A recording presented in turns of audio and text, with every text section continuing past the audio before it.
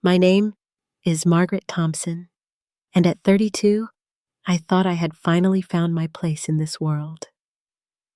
When that cream-colored wedding invitation arrived 3 months ago, embossed with gold lettering announcing my sister-in-law Rebecca's upcoming nuptials, I felt nothing but genuine excitement. After all, family celebrations should bring joy, right? I had been part of the Thompson family for 3 years now, married to my wonderful husband David, and I truly believed I belonged. Rebecca had always seemed warm toward me, and her engagement to Harrison Whitmore III felt like a fairy tale romance. I was looking forward to celebrating love, family, and new beginnings. But sometimes, the people closest to you can surprise you in ways you never imagined possible. Before we dive into this story, I would love to know where you are watching from today. Please drop a comment below and let me know your city or country. If this story resonates with you, please hit that like button and subscribe for more real-life stories about family dynamics and finding your strength.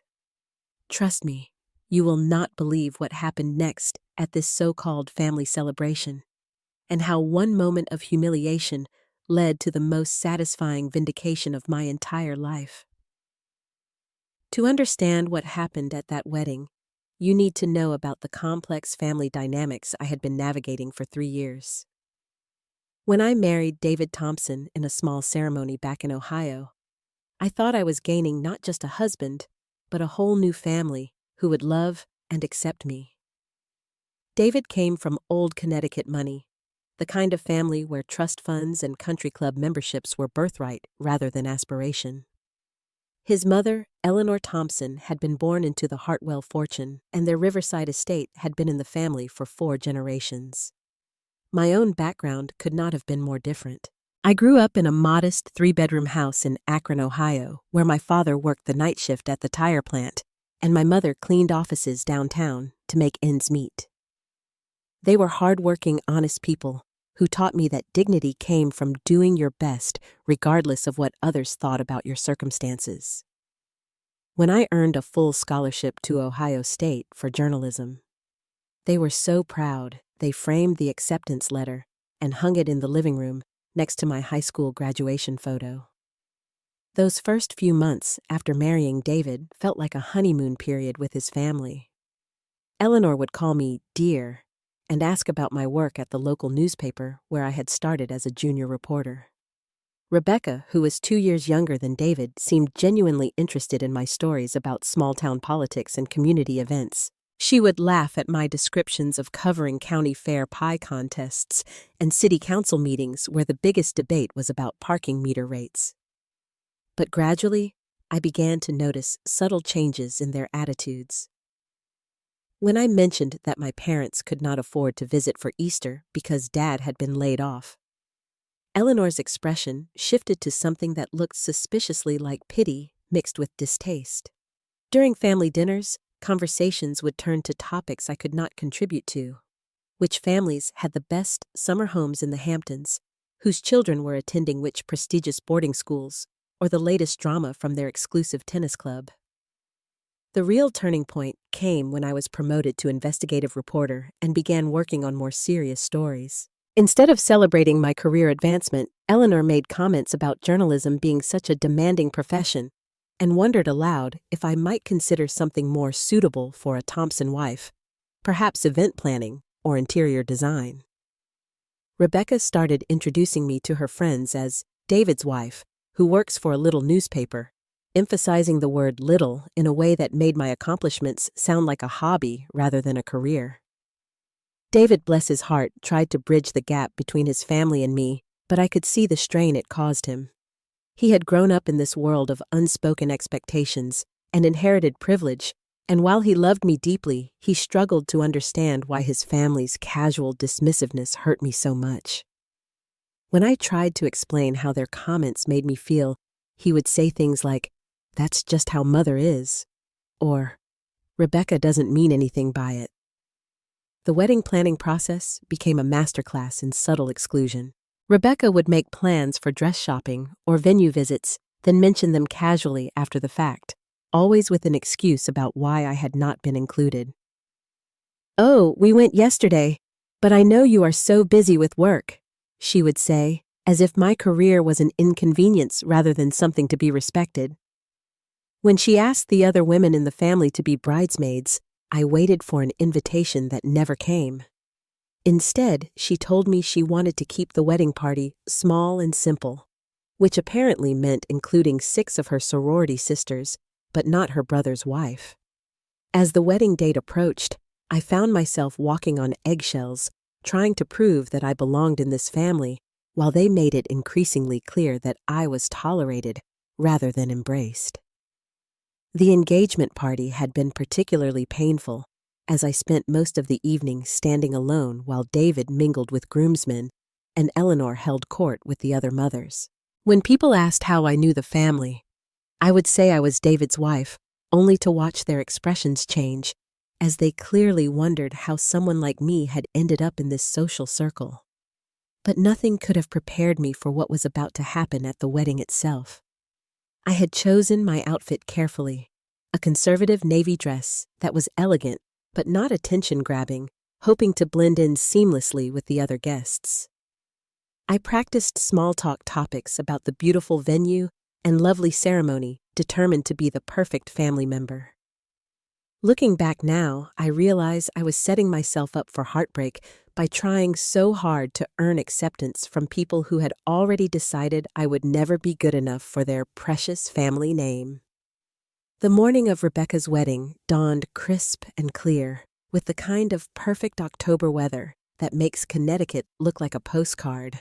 I spent extra time getting ready, curling my hair into soft waves, and applying makeup with the careful precision of someone who knows they will be scrutinized. The navy dress I had chosen was from a department store rather than a designer boutique, but it fit well and looked appropriately formal. I wanted to strike the perfect balance between looking nice enough to belong while not outshining the bride, or appearing to try too hard. David had left early to help with groomsmen duties, promising to meet me at the Riverside Country Club, where the ceremony would take place. As I drove through the tree-lined streets leading to the venue, I felt a mixture of anticipation and anxiety.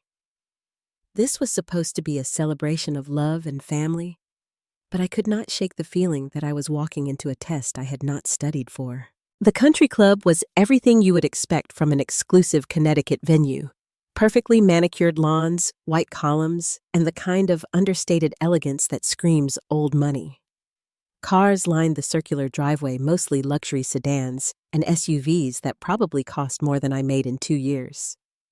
I parked my modest Honda between a Mercedes and a BMW, feeling like an imposter before I even walked through the front doors.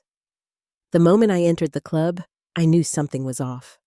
Eleanor stood near the entrance greeting guests, resplendent in champagne-colored silk that probably cost more than my monthly rent. When she saw me approaching, her smile became strained and formal, the kind of expression you might give to an unwelcome door-to-door salesperson. "Margaret," she said, her voice carefully neutral. "How nice that you could make it." The phrasing struck me as odd. Make it as if I were a distant acquaintance rather than family. But I pushed down my discomfort and smiled warmly. "Eleanor, you look absolutely beautiful. Rebecca must be so excited." "Yes, well, she is getting ready upstairs with the girls," Eleanor replied, already looking past me toward the next group of arrivals. "I believe they have everything under control." I stood there for an awkward moment, waiting for some indication of where I should go or what I should do. But Eleanor had already turned away to greet the next guests, with far more enthusiasm than she had shown me. The message was clear. I was on my own. I made my way toward the main reception area, where other guests were mingling with champagne flutes and small talk. The women wore designer dresses in muted pastels, while the men sported expensive suits and confident smiles. I recognized some faces from previous family gatherings, but when I tried to join conversations, I was met with polite nods and quick subject changes. It was as if I carried some invisible mark that identified me as an outsider. "Excuse me, are you with the catering staff?" I turned to find Susan Whitmore, the wedding coordinator, and Harrison's aunt looking at me with a mixture of confusion and mild annoyance. She was a sharp-faced woman in her 50s, wearing pearls, and an expression that suggested she was used to having her questions answered immediately. "No, I'm Margaret Thompson," I replied, extending my hand with a smile. "David's wife, Rebecca's sister-in-law." Susan's expression shifted through several emotions before settling on barely concealed surprise. "Oh, I see. Well, the family members are gathering in the library for pre-ceremony photos if you would like to help coordinate. Help coordinate. Not participate, but coordinate. As if I were hired help rather than family. I felt heat rise in my cheeks but maintained my composure. "That sounds lovely, thank you."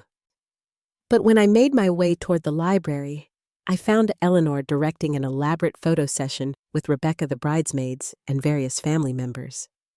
Rebecca looked stunning in her ivory gown, all flowing silk and delicate beadwork, surrounded by women who had clearly been chosen for their ability to complement rather than compete with her beauty. "Mother of the bride, please," called out the photographer, a thin man with an expensive camera and an air of professional efficiency. "And now, just the immediate family." I stood at the edge of the group, waiting to be included, but Eleanor stepped forward without looking in my direction. "That would be myself, Rebecca David, when he arrives, and Uncle Charles and Aunt Patricia." I waited for someone to mention that David's wife should probably be included in immediate family photos, but the moment passed in a flurry of positioning and lighting adjustments. I felt increasingly invisible watching from the sidelines as Rebecca's perfect day continued without any acknowledgement of my existence. The ceremony itself was beautiful, held in the club's garden pavilion with white roses and flowing fabric creating an ethereal backdrop. I sat in the back row, having arrived to find the front rows reserved for immediate family and special guests, according to the small signs placed on each pew. David stood at the altar with the other groomsmen, handsome in his black tuxedo, but so focused on his duties that he never looked back toward the guests. As Rebecca walked down the aisle on her father's arm, I felt a genuine moment of happiness for her. Whatever our differences, she deserved this moment of joy and celebration. The vows were traditional but heartfelt, and even I found myself getting emotional during the ring exchange. For a brief time, I forgot about feeling excluded and simply enjoyed witnessing the union of two people who clearly loved each other.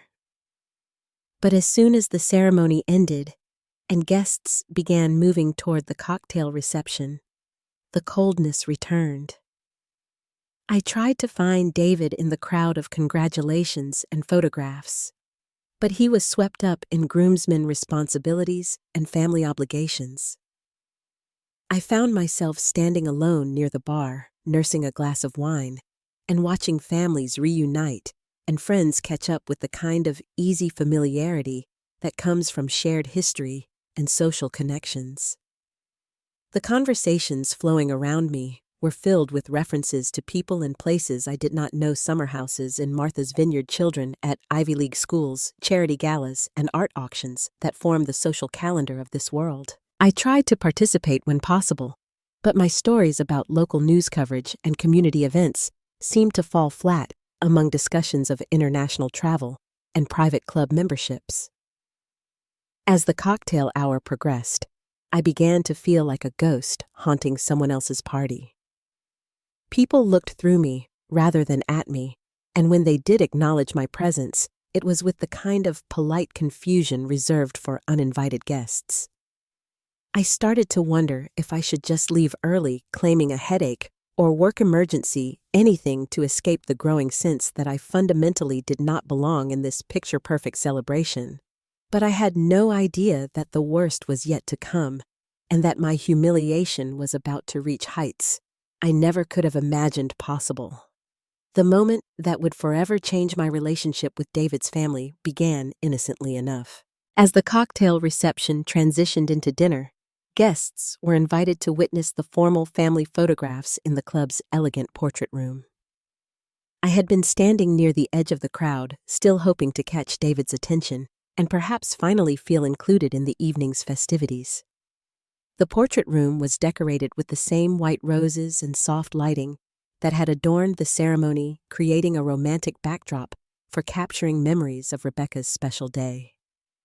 Professional photographers moved efficiently around the space, directing family members into various groupings, while assistants adjusted lighting and checked equipment.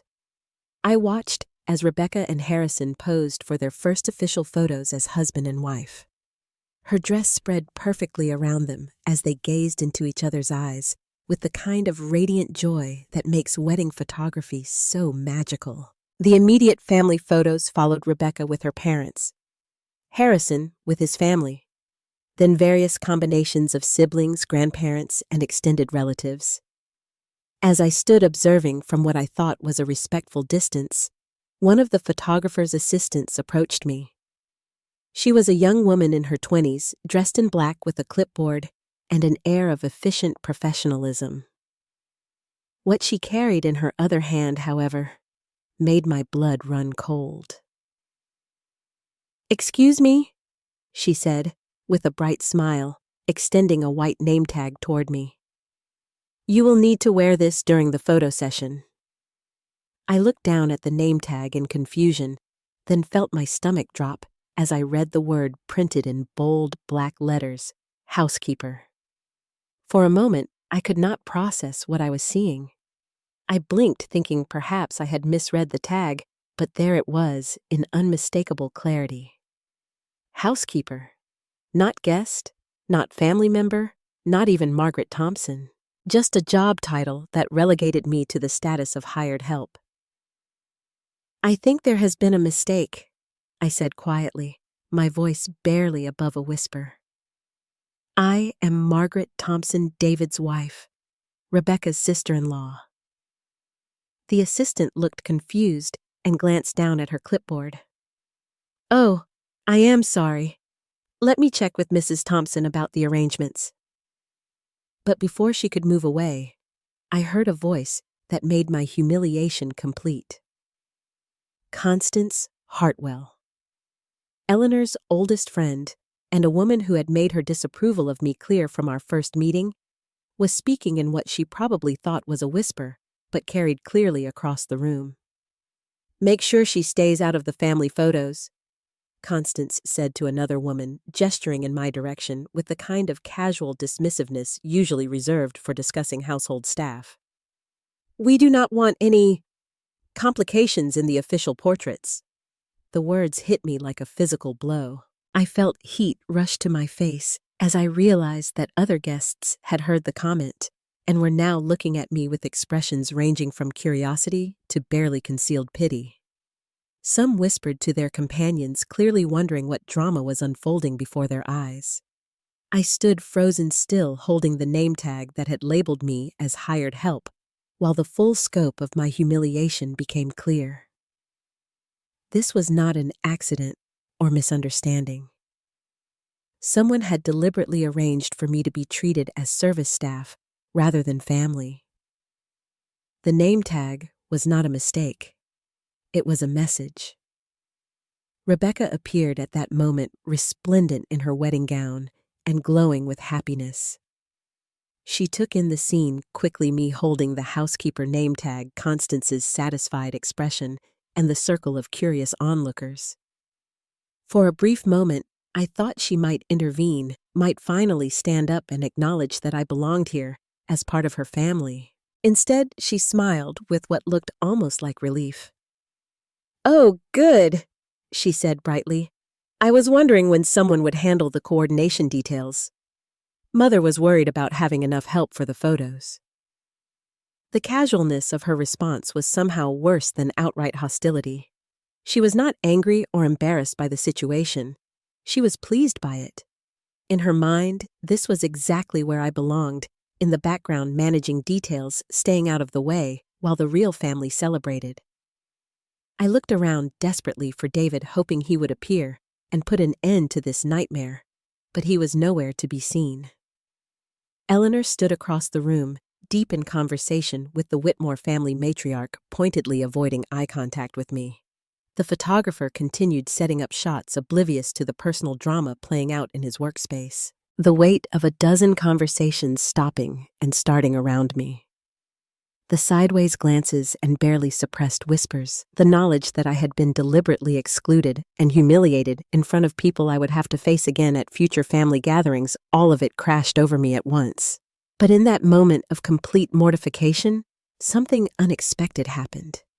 Instead of falling apart or causing a scene, I felt a strange calm settle over me. Perhaps it was professional training from years of dealing with difficult sources and hostile interviews. Or maybe it was simply self-preservation. But I found myself thinking with unusual clarity. I looked at the name tag in my hand, then at the faces surrounding me, waiting to see how I would react to this public humiliation. I could feel their expectations that I would cry or argue or create the kind of scene that would give them something to gossip about for months to come. Instead, I smiled. It was not a bitter smile or a forced one, but something that felt almost serene. I handed the name tag back to the confused assistant, smoothed down my navy dress, and picked up my small clutch purse from a nearby chair.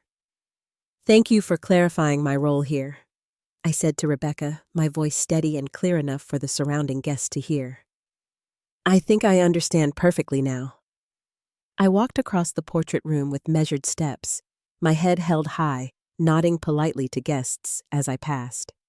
Behind me, I could hear the resumption of conversation, probably speculation about what had just transpired and where I was going, but I did not look back. As I reached the exit, I paused for just a moment and turned to take one last look at the scene. Rebecca in her beautiful gown, surrounded by her chosen family and friends, everyone dressed in their finest clothes and wearing expressions of satisfied exclusivity. It was a picture-perfect moment, and I was no longer part of it. That was exactly how they wanted it, and finally, I was going to give them what they wanted. The drive home from the country club passed in a haze of competing emotions. Part of me felt devastated by the public humiliation I had just endured, while another part felt strangely liberated by finally seeing the Thompson family's true colors displayed so clearly. But as I pulled into our driveway and sat in the quiet darkness of my car, a different feeling began to emerge. Determination. You see, there was something David's family did not know about me, something that made their dismissal particularly ironic. While they saw me as just a small-town newspaper reporter who was not good enough for their precious family name, I had been working on the most important investigation of my career for the past 6 months.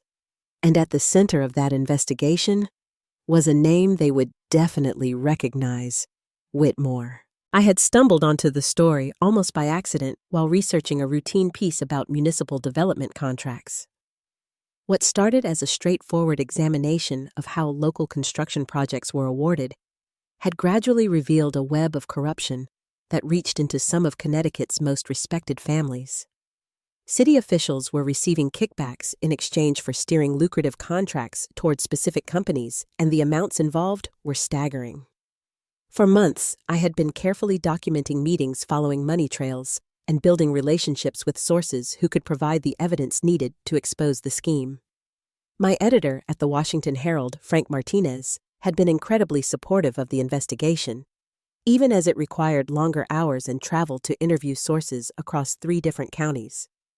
The missing piece of the puzzle had been proving the direct involvement of the construction company's ownership.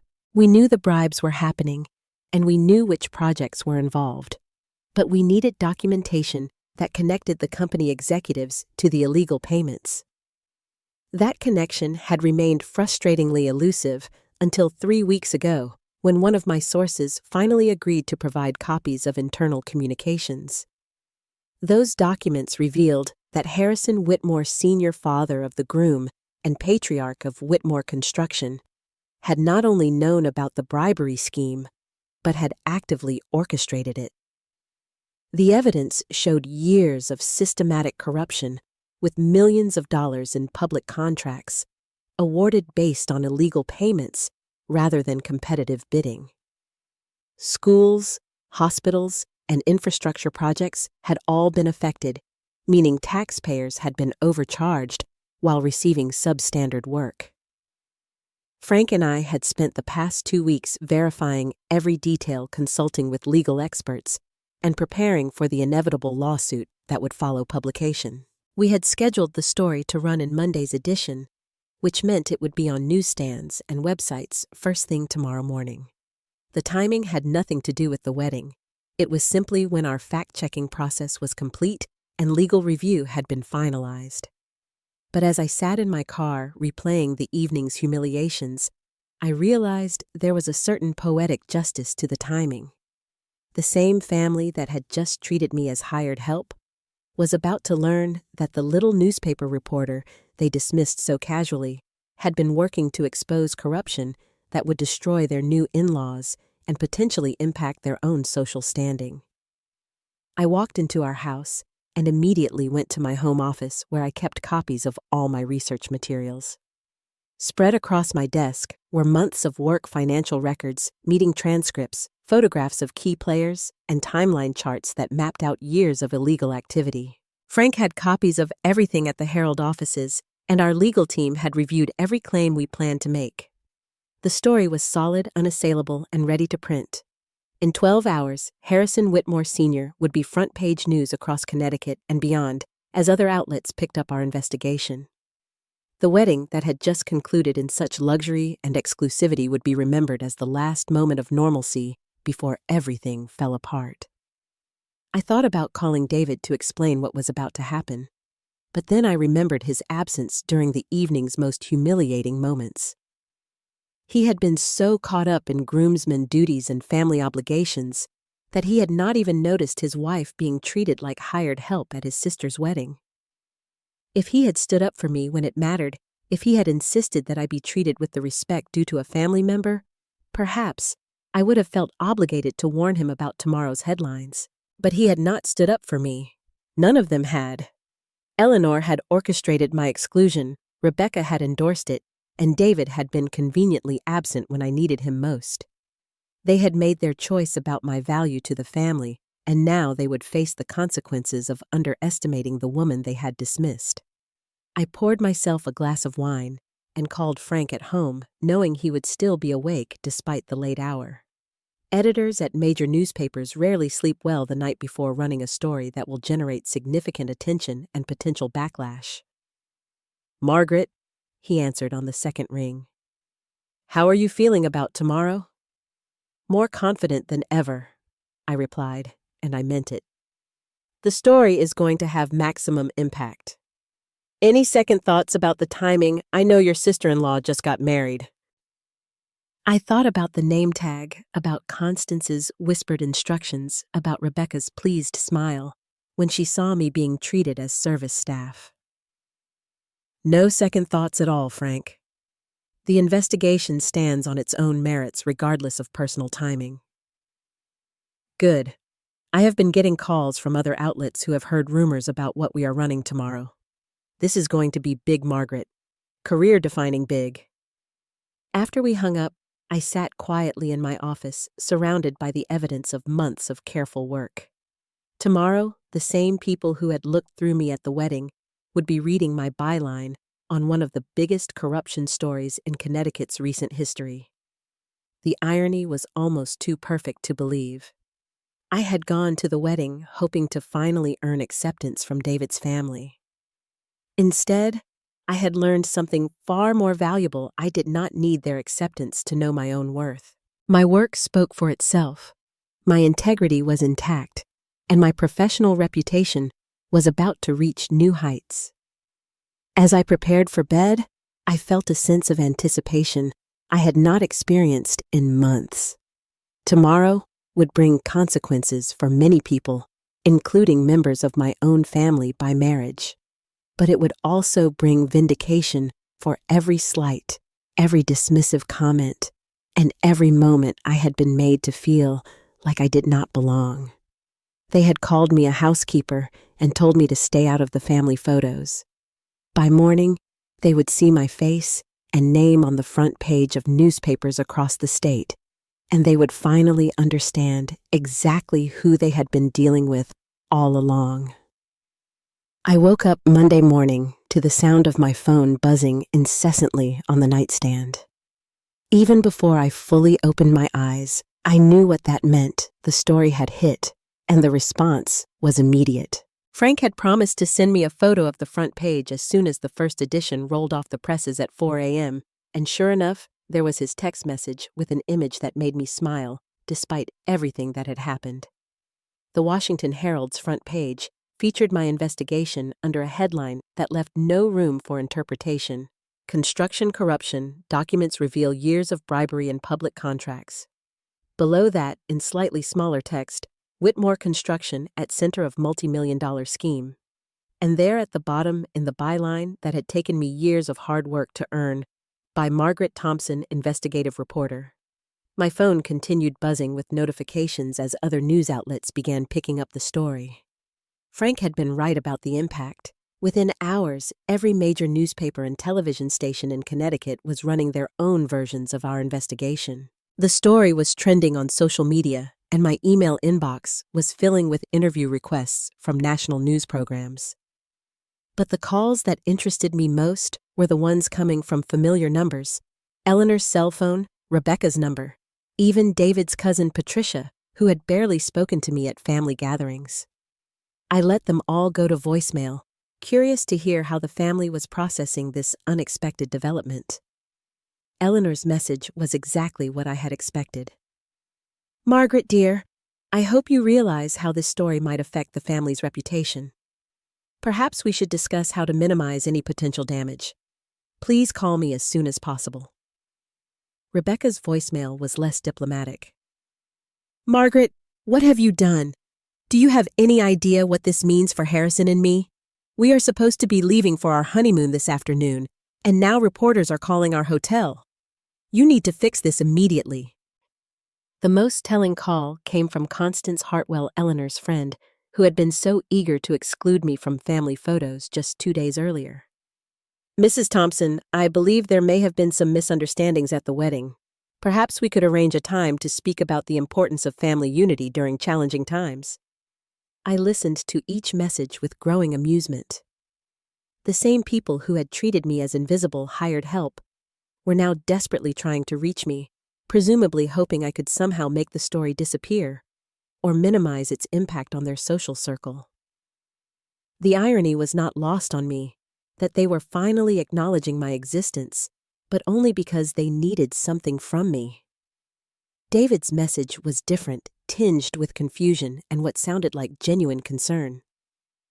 "Maggie, I just saw the news. I know you have been working on this investigation, but I had no idea it involved Harrison's family. We need to talk about what this means for us. I am getting calls from everyone, and I do not know what to tell them. Please, call me back." That message gave me pause. David was the one person in his family who had never actively participated in excluding me, even if he had failed to defend me when it mattered most. His confusion was understandable. I had never mentioned the Whitmore connection during our conversations about my work, partly because journalistic ethics required confidentiality, and partly because I had not wanted to create family drama before the investigation was complete. Before I could decide whether to return David's call, my phone rang again. This time, it was Frank calling from the Herald newsroom, where he was coordinating our response to the flood of attention the story was generating. "Margaret, you need to get down here," he said without preamble. "We have got requests for interviews from CNN, NBC, ABC, and 3 different newspapers wanting to do follow-up pieces. The Attorney General's office has already issued a statement saying they are opening a formal investigation based on our reporting." "What about legal response from the Whitmores?" I asked, pulling on clothes while balancing the phone against my shoulder. Their attorney issued a statement denying any wrongdoing and promising to vigorously defend against these baseless allegations. But honestly, Margaret, the documentation we have is so solid that I think they are just buying time while they figure out how to minimize the damage. As I drove toward the Herald offices, I felt a satisfaction that went beyond professional pride. Yes, I was thrilled that months of hard work were receiving the recognition they deserved. And yes, I was proud to be contributing to exposing corruption that had cost taxpayers millions of dollars. But there was also a more personal satisfaction in knowing that the people who had dismissed me as inconsequential were now scrambling to deal with the consequences of my work. The Herald newsroom was buzzing with activity when I arrived. Phones rang constantly, reporters worked on follow-up stories, and Frank was in his element coordinating coverage and fielding calls from other news outlets.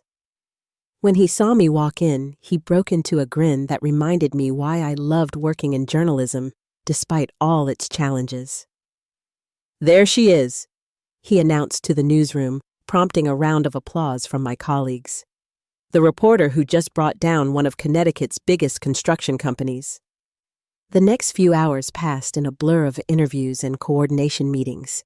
CNN wanted me for their afternoon news program, NBC was planning a feature for the evening news, and the Hartford Courant wanted to do a profile piece about the investigation process. Each interview required careful preparation to ensure I stuck to the facts and avoided any appearance of personal bias, despite the very personal satisfaction I felt about the timing. During a brief break between interviews, I finally listened to the growing collection of voicemails from David's family.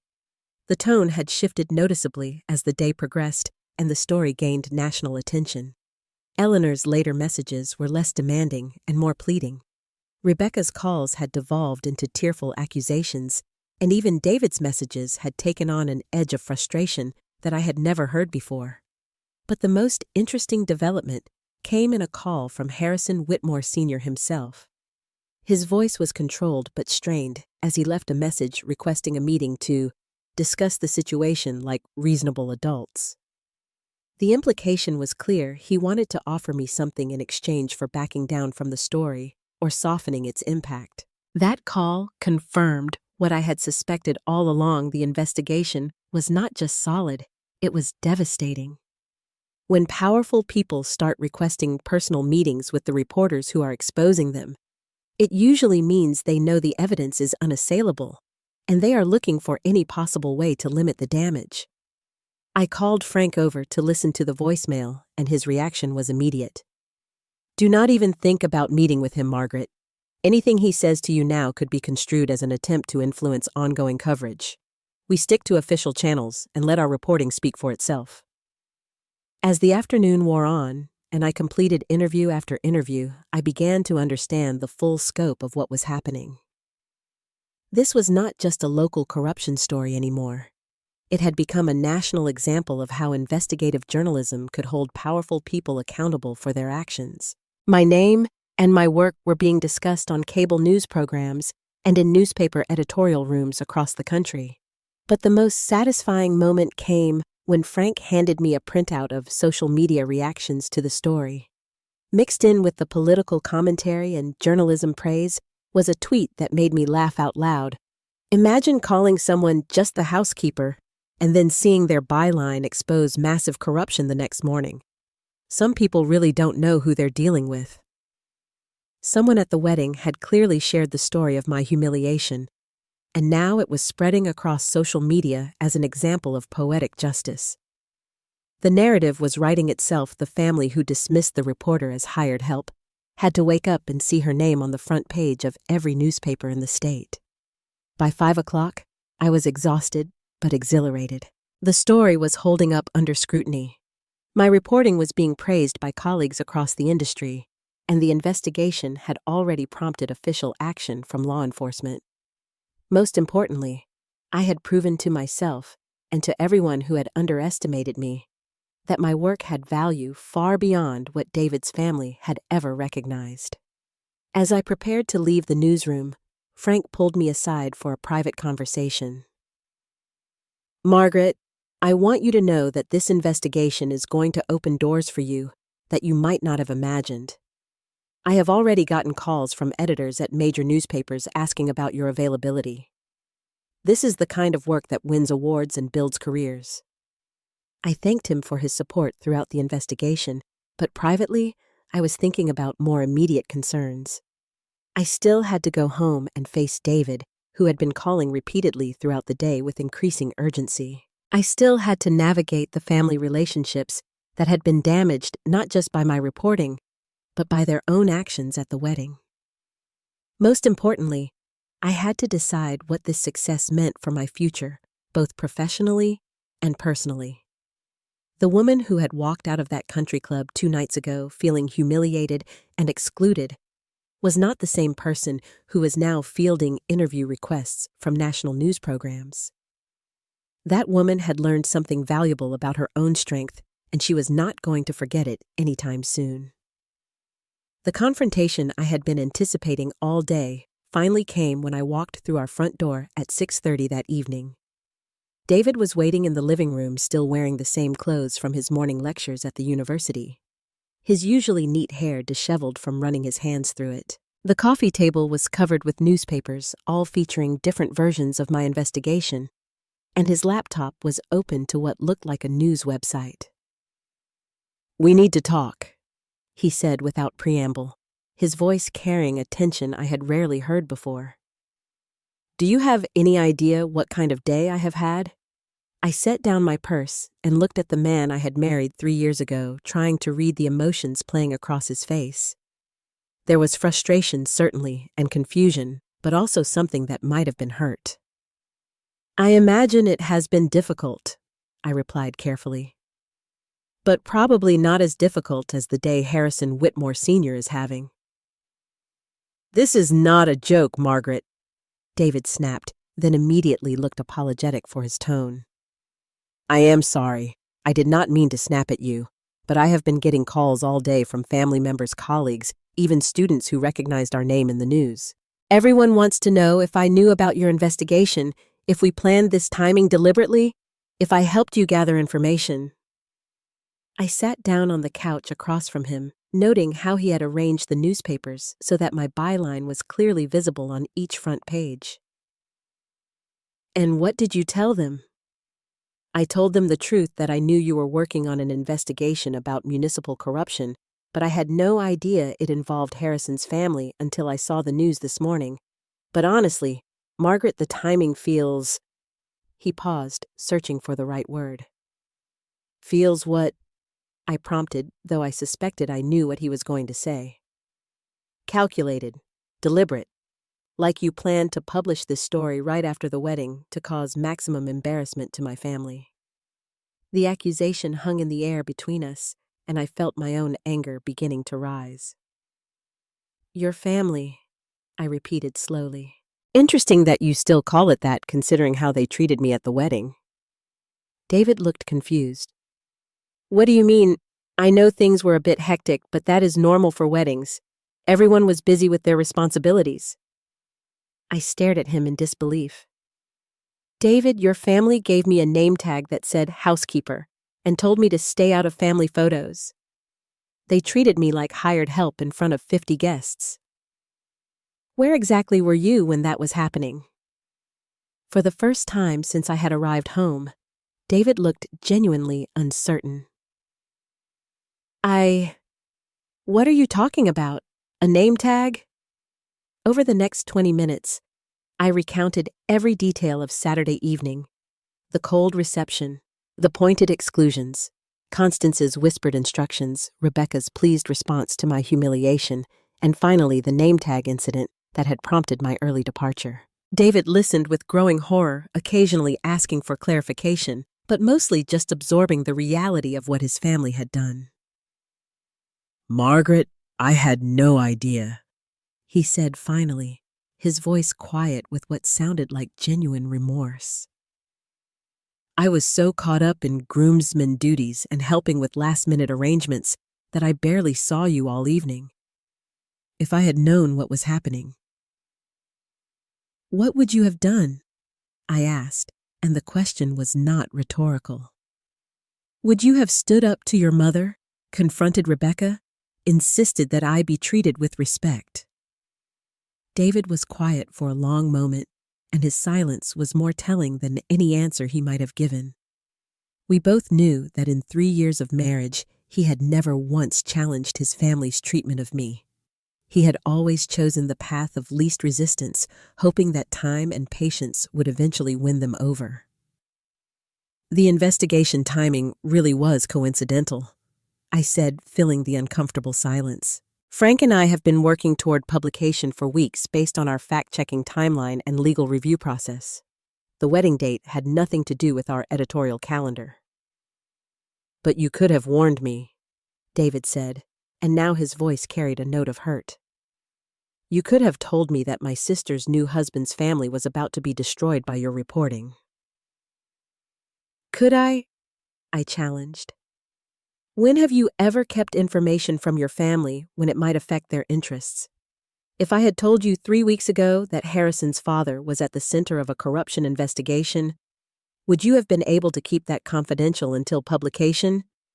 Again, David's silence was answer enough. His loyalty to his family had always been absolute, even when their behavior toward me was questionable. I knew with certainty that if I had shared the information early, it would have found its way to Rebecca and Harrison, potentially compromising the investigation or giving the Whitmores time to destroy evidence.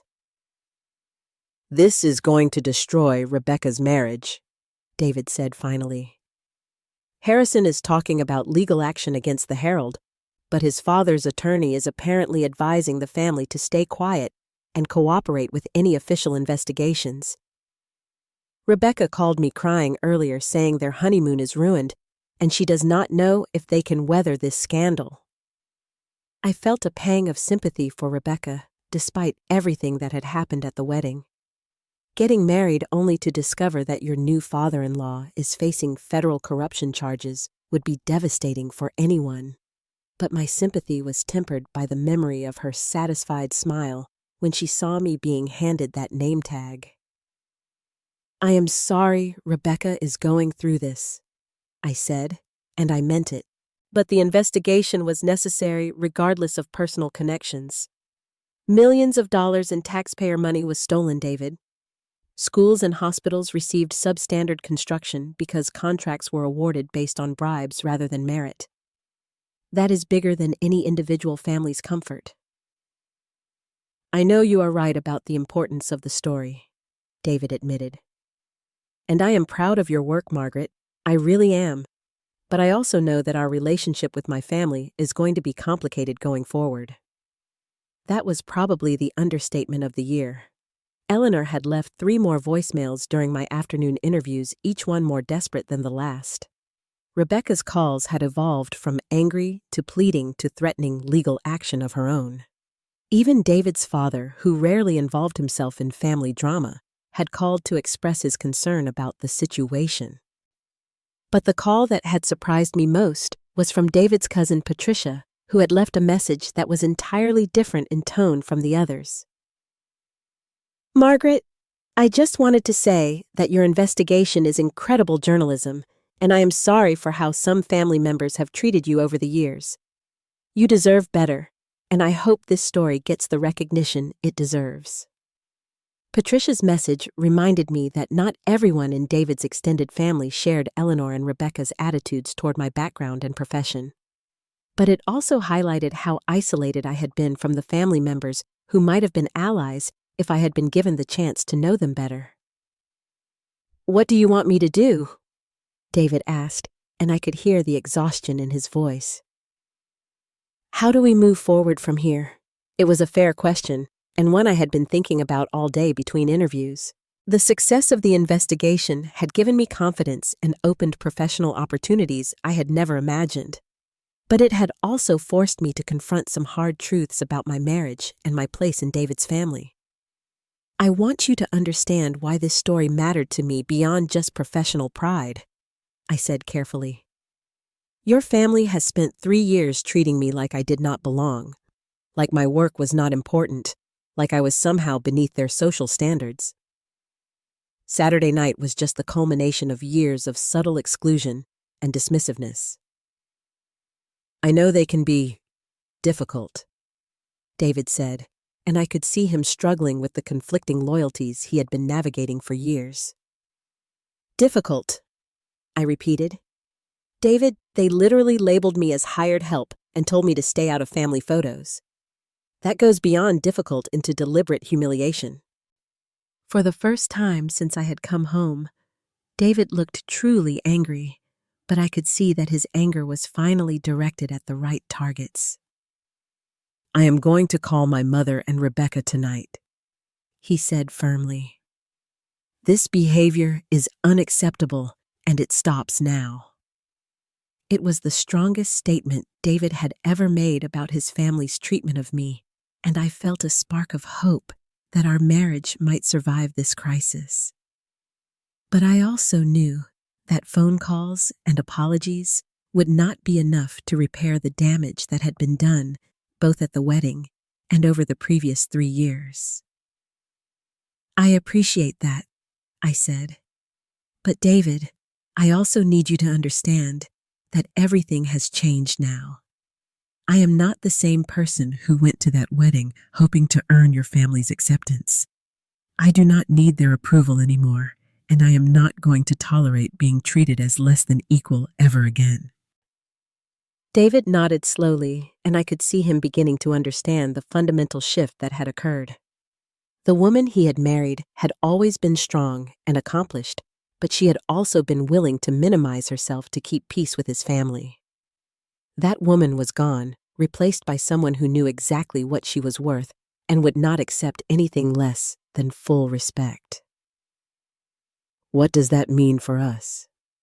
he asked quietly. "That depends on you," I replied honestly. "It depends on whether you are ready to put our marriage first, even when it conflicts with your family's expectations. It depends on whether you can stand up for me when it matters not, just make apologies after the damage is done." We talked for another hour, working through the implications of the day's events and what they meant for our relationship going forward. It was the most honest conversation we had ever had about his family and my place within it. And while it was painful, it also felt like the beginning of something more authentic than what we had been building our marriage on. As we prepared for bed that night, I reflected on how much had changed in just 3 days. The woman who had carefully chosen a conservative navy dress to blend in at a family wedding was now fielding interview requests from national news programs. The reporter who had been labeled as Housekeeper was being praised by colleagues across the industry for her investigative work. Most importantly, the wife who had spent 3 years trying to earn acceptance from people who would never truly welcome her had finally learned to value herself appropriately. And that I realized was worth more than any family photo could ever be. 6 months later, I sat in the green room at CNN's New York studios adjusting my blazer one final time before my appearance on their morning news program. The investigative series that had started with the Whitmore corruption story had grown into a comprehensive examination of municipal contract fraud across 3 states, earning recognition from the Society of Professional Journalists, and just last week, a Pulitzer Prize nomination. The woman looking back at me from the green room mirror was someone I barely recognized from that humiliating wedding night. My hair was styled by professionals, now my clothes were tailored to fit properly. And most importantly, my eyes held a confidence that came from knowing exactly who I was and what I was capable of achieving. The Whitmore investigation had indeed opened doors I had never imagined. Frank had been right about the career opportunities. I had received offers from 3 major newspapers and 2 television networks. But more than the professional recognition, the story had taught me something invaluable about standing up for myself and refusing to accept treatment that diminished my worth. David and I had weathered the initial storm of family drama, though not without significant changes to our relationship dynamics. True to his word, he had confronted both his mother and Rebecca about their behavior at the wedding, leading to what he described as the most difficult conversations I have ever had with my family. Eleanor had eventually offered what seemed like a genuine apology, acknowledging that her treatment of me had been inappropriate and hurtful. Rebecca's response had been more complicated.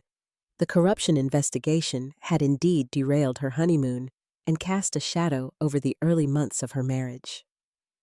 Harrison had ultimately decided to distance himself from his father's business dealings, taking a position with a different firm and cooperating fully with federal investigators. The marriage had survived, but the fairy tale beginning Rebecca had planned was permanently tainted by the scandal.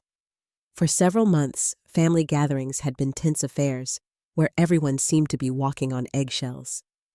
But gradually, a new dynamic had emerged, one where I was treated with the respect due to a professional journalist rather than tolerated as an inconvenient addition to the family.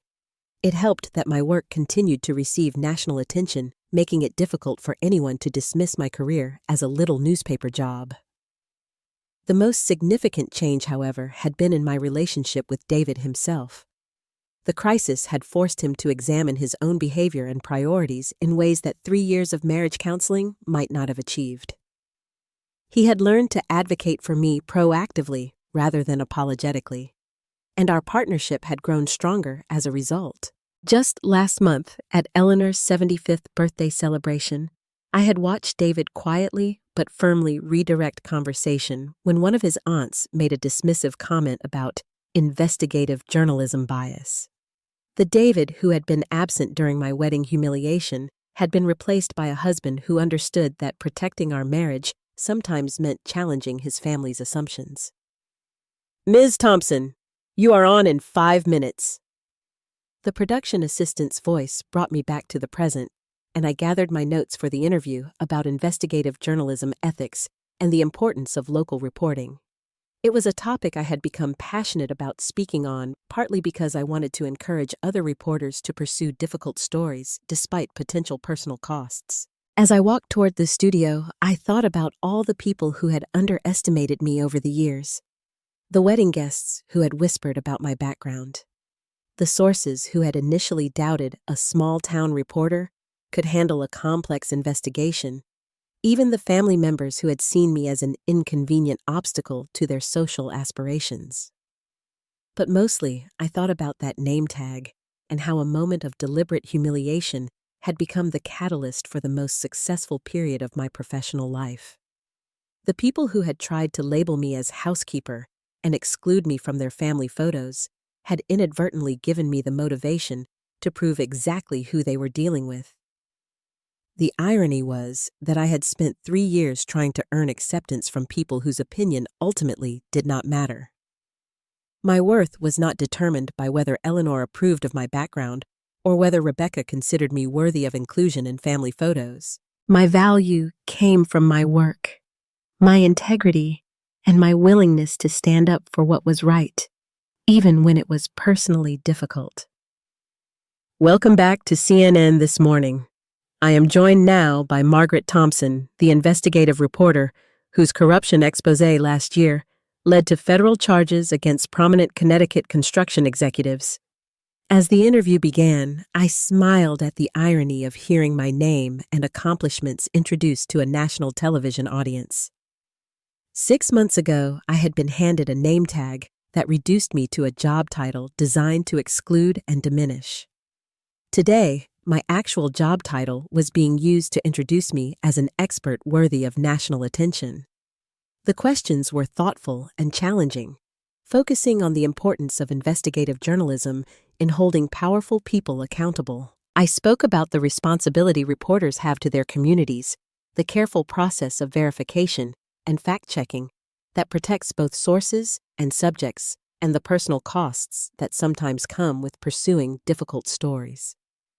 But I also spoke about the rewards, the satisfaction of exposing wrongdoing that hurts ordinary people, the knowledge that your work contributes to justice and accountability, and the professional growth that comes from pushing yourself to tackle complex investigations. What advice would you give to young reporters who might be intimidated by the idea of investigating powerful people or institutions, the host asked as the interview wound down. I thought for a moment about the best way to answer, remembering my own fears and uncertainties during the early stages of the Whitmore investigation. I would tell them that the truth is more powerful than any individual or institution, I said finally. If you do your homework, verify your facts, and maintain your integrity throughout the process, the story will speak for itself. People who try to intimidate or dismiss you usually do so because they know you are onto something important. After the interview, I had lunch with my editor from the Washington Herald, who had flown up to New York for meetings with other news organizations interested in syndication our investigative work. Frank was practically glowing with pride as he described the national attention our reporting had received and the doors it was opening for both of us. "You know, Margaret," he said as we walked toward the subway station, "I have been thinking about that wedding story you told me, the name tag incident. There is something almost perfect about the timing of everything that happened." "How do you mean?" I asked, though I suspected I knew what he was getting at. "Well, here you were being treated like hired help by people who clearly thought they were better than you, and within hours, your work was exposing corruption that would ultimately damage their new family connections and social standing. It is like something out of a movie." I laughed, remembering how surreal that Monday morning had felt when the calls started pouring in from David's family members who suddenly wanted to speak with me urgently.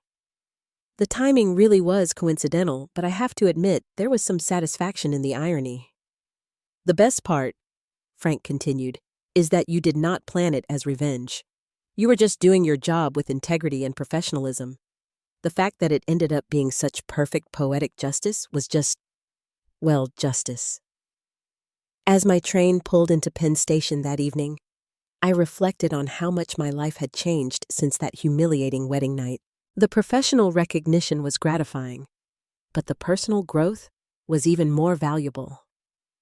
I had learned to trust my own judgment, to stand up for myself when necessary, and to never again minimize my accomplishments to make other people comfortable. David was waiting for me at home with dinner and genuine excitement about my television appearance, which he had recorded to watch later. Over the past 6 months, he had become my strongest supporter and fiercest advocate, finally understanding that my success reflected well on both of us, rather than threatening his family's social standing. "How did the interview go?" he asked as I settled onto the couch beside him. "Really well," I replied, kicking off the heels I had worn for television. They asked good questions about the investigation process and the importance of local journalism.